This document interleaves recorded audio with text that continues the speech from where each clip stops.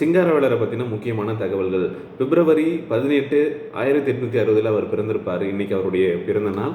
So அவரை பற்றின சில முக்கியமான தகவல்கள். சென்னை மீனவ குடும்பத்தில் 1860 பிறந்திருப்பார். பள்ளி கல்வியை முடிச்சதுக்கப்புறம் சட்டம் பயின்று இருப்பார். வழக்கறிஞராக 1907 பதிவு செஞ்சுருப்பார். ஒரு டைம் வழக்கு நடக்கும்போது மீனவ சமுதாயத்தை சேர்ந்தவர் அப்படிங்கிறதுனால நீதிமன்றத்தில் ஆப்போசிட்டில் இருக்கிறவங்களால அவமானப்படுத்தப்பட்டிருப்பார். அந்த வழக்கை வின் பண்ணி காமிச்சு இனிமேல் நான் என்னுடைய கருப்பு அங்கேயும் அணிய மாட்டேன், இனி நீதிமன்றத்துக்கு வரப்போவதில்லை அப்படின்னு சொல்லிட்டு இந்த மக்களுக்காக பாடுபடுவேன் அப்படின்னு சொல்லிட்டு வந்திருப்பார். காந்தியடிகளை அவர் தலைவராக ஏற்றுட்ருப்பார். சரியா, நிறைய ஊர்களுக்கு சென்று பாடம் சொல்லிக் கொடுக்குறது, அந்த கல்வி அறிவு இல்லாத மக்களுக்கு தேச விழிப்புணர்வு மக்கள்கிட்ட ஏற்படுத்துறது.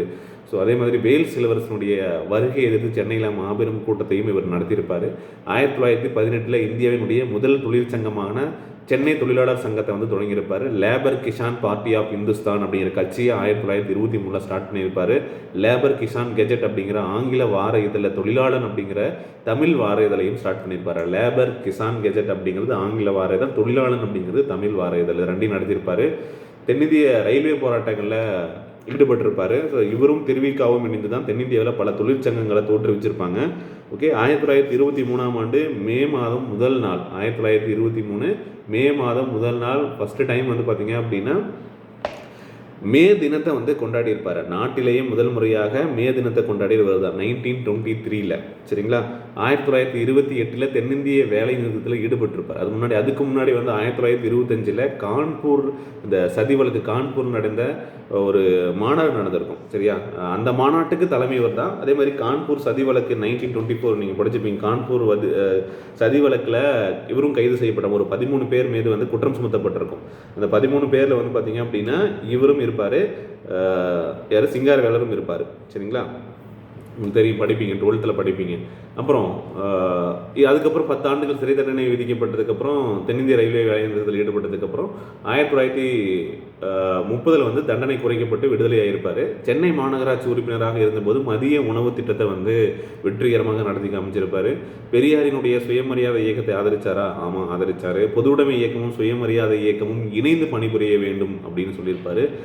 அதுக்கப்புறம் நிறைய அந்த பெரியார் பார்த்தீங்க அப்படின்னா உலக சுற்றுலா ஒரு ஆண்டுக்கு போகும்போது இவர் அந்த ஒரு ஆண்டுக்கு குடியரசில் கட்டுரைகள் எழுதியிருப்பார்.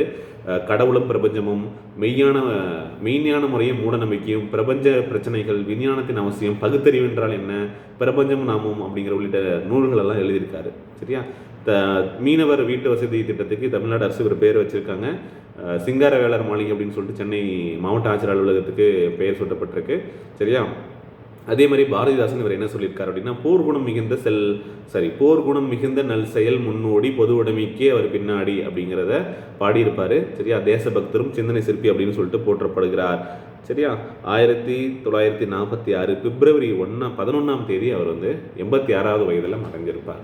சரியா, சமூக பணிகள் நம்ம இப்போ சொன்னது எக்ஸாமில் முக்கியமானது. மே நாளை முதல் இந்தியாவில் கொண்டாடினவர் தொழிலாளர் நாளை அப்படின்னா இவர் தான்.